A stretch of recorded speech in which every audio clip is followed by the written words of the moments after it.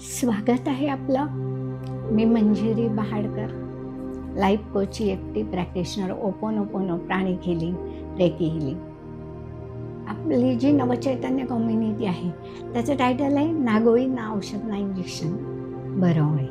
तर हे बरे होण्याचे मी तुम्हाला अनेक उपाय आत्तापर्यंत सांगितले. त्यातलाच एक उपाय म्हणजे अफर्मेशन. अफर्मेशन म्हणजे काय हे आधी समजून घ्या.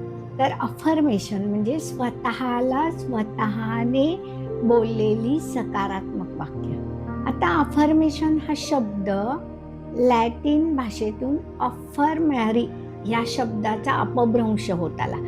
तर अफर्मेशन ही सकारात्मक वाक्य म्हणजे घोषणा असते. तुम्ही स्वतःला दिलेली स्वयंसूचना असते.